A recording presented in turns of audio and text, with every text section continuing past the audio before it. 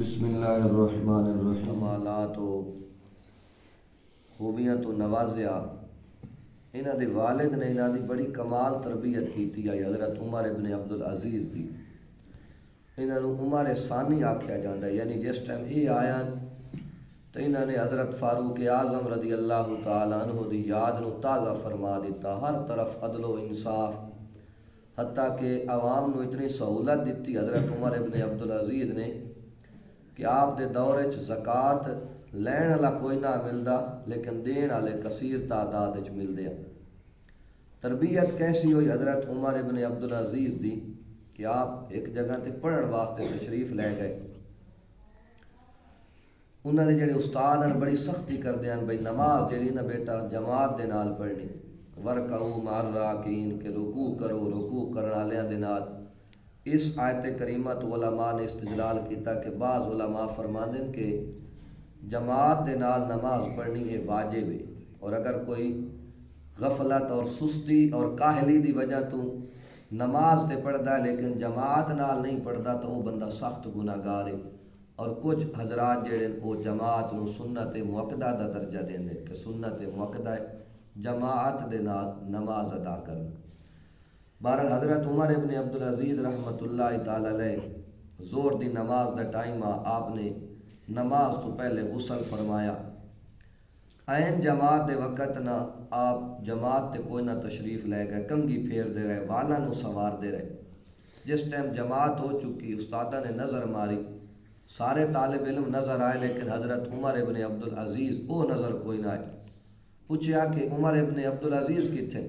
انہاں کہ حضور کمرے چو سے۔ فرمایا پتہ کرو۔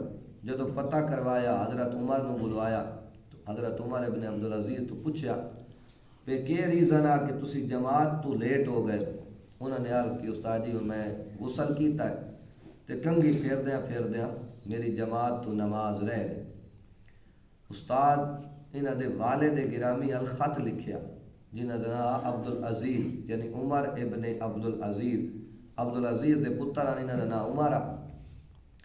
خط لکھیا وے تیرے بیٹے نے ایک نماز زور دی بغیر جماعت تو ادا کیتی، پھر والد تو دا حق بندا ہے اولاد دی تربیت کرنا۔ انہاں نے باقاعدہ پھر جس ٹائم خط آیا انہاں نے ایک نوکر روانہ کیتا اپنا کہ نال اس طرح بھی دیتا کہ جتھے تس اتھے جا کے تے میرے بیٹے دا سر منڈ دینا، کیوں کہ یہ وال جڑے نا اے میرے بیٹے دے جماعت دی رکاوٹ بن دے۔ اور پھر جدو نوکر آیا نا تو حضرت عمر ابن عبدالعزیز رحمۃ اللہ علیہ تشریف فرمان پہچان گئے کہ میرے گھر دا نوکر ہے، اس نے سلام پیش کیتا، انہیں قبول فرمایا۔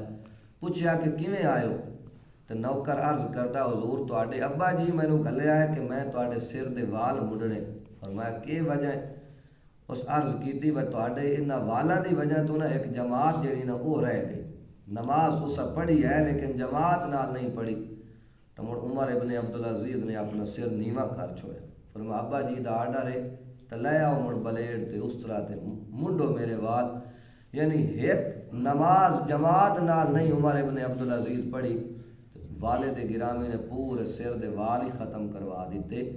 تو کہنے دا مقصد ہے بھئی اگر والدین اپنے بچیاں تے خصوصی نظر رکھیں، اس واسطے نبی پاک نے فرمایا مرو اولادکم بالصلاۃ وہم ابناء سبع، فرمایا اپنے بچیاں نو نماز دا حکم دیتا کرو جس ٹائم وہ 7 سالاں دے ہو جاوے، اور جدوں 10 سالاں دے ہوئے تو نبی پاک نے فرمایا 10 سالاں تو بعد انہاں دے بستر بھی جدا کر دیو، اور اگر پھر نماز نہ پڑھیں تو انہاں نو مار کے نماز پڑھاؤ۔ حالانکہ حضور رحمت للعالمین ہے لیکن دین واسطے سرکار دے اندر سختی بھی بڑی ہے۔